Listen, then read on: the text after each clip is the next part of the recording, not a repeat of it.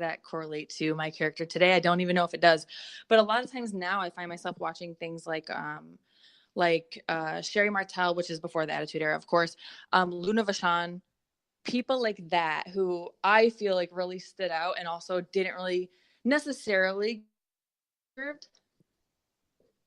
Sure, almost didn't get the credit they were due. Another one to me in that kind of era was Bull Nakano. I mean, when she came over and she had the match with Lunger Blaze, I think at SummerSlam. I mean, that was an attraction. That was somebody who kind of broke the mold, so to speak. So I think I know Yeah. exactly what you're saying through that aspect. Something else I wanted to bring up. Oh, go ahead. Sorry, I'm so sorry to cut you off. No, please do. Remind me.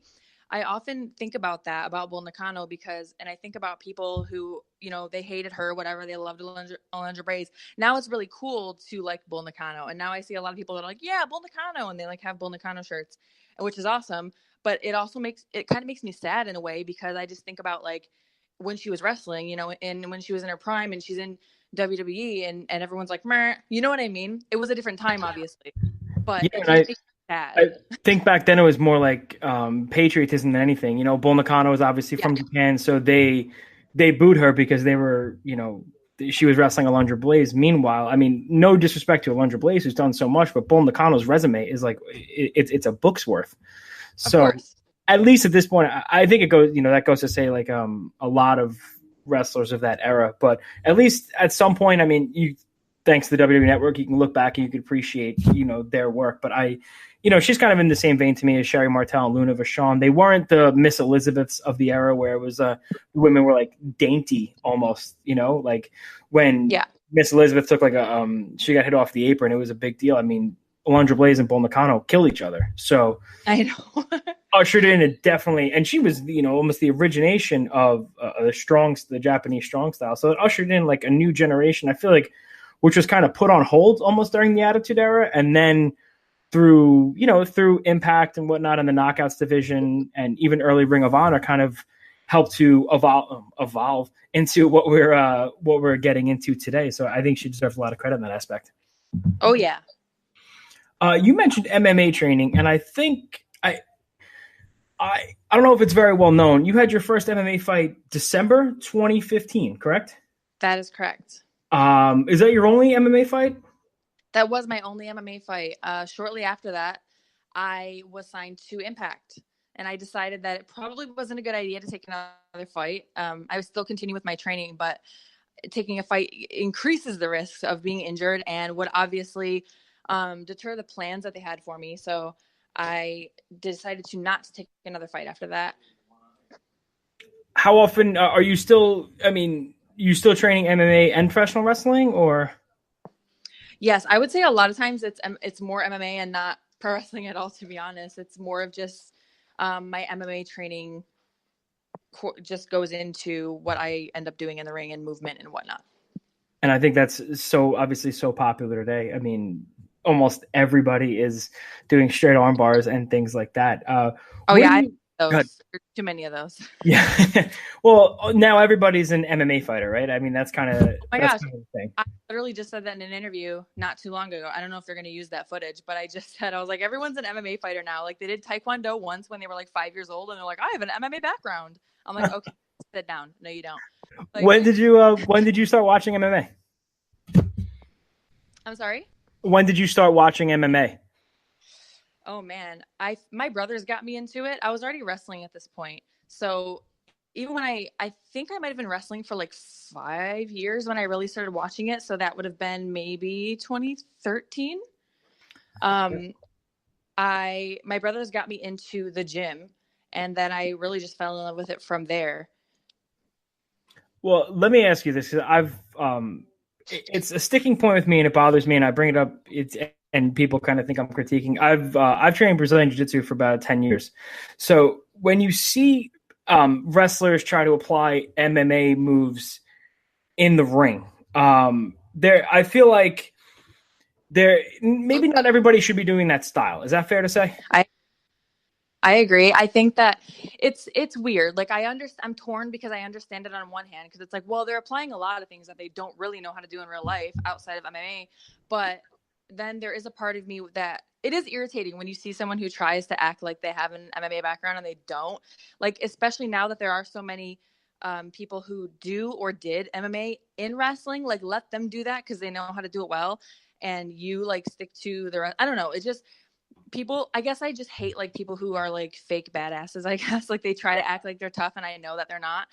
Um, as for me, I was wrestling before I ever started training in mixed martial arts, so I never really, outside of maybe footwork or something, I'd never really adapted that too much to my in-ring style because I felt like that would be hokey if I'm like, I already have a developed character and then I come out and now all of a sudden I wear a mouth guard and I'm a fighter. Like I just felt like like that just was lame to me. So and it's just not my thing.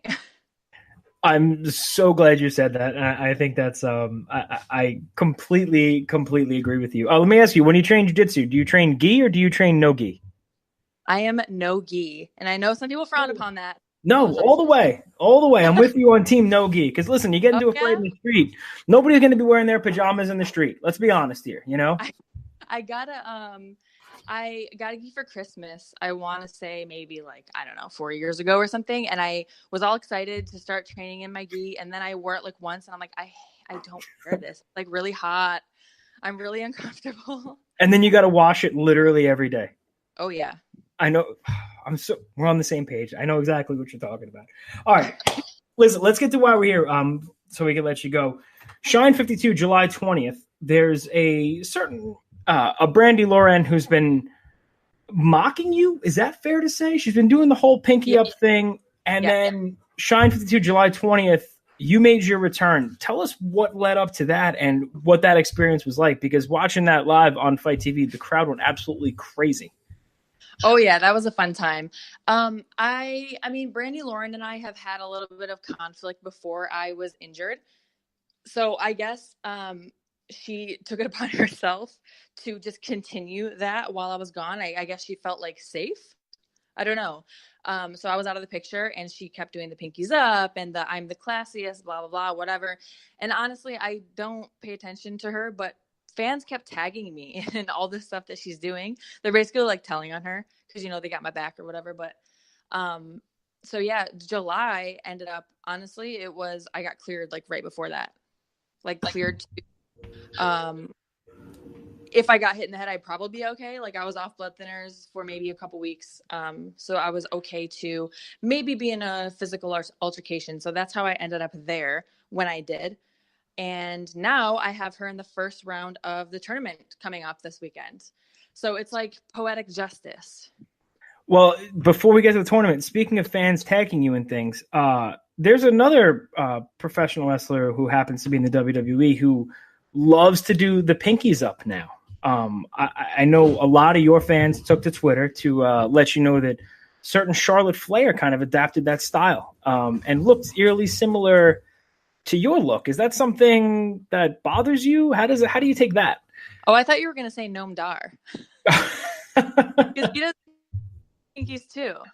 That's true. The pinky's the thing now, and it wasn't a thing before you started doing it. So, well, I don't know. I'm pretty sure Noam Dar did that over in the UK for a while. It has a completely different meaning.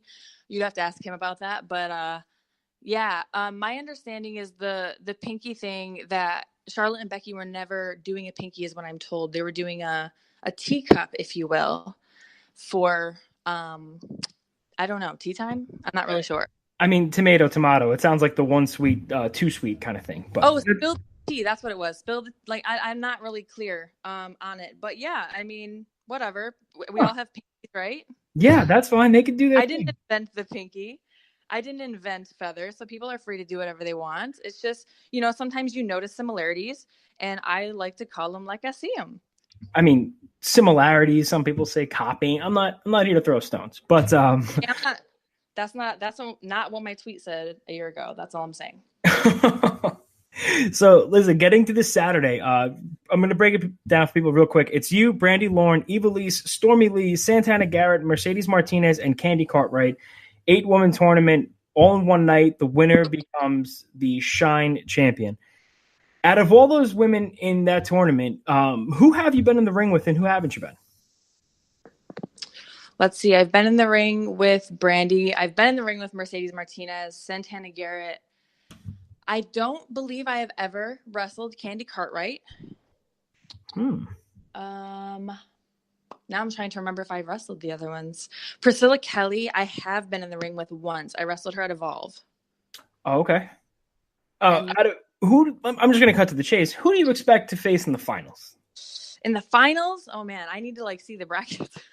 Actually, I don't know if they have the full brackets up. I know they just have the. Well, maybe who would make the most intriguing matchup for you aside from Brandy Lauren? Oh man,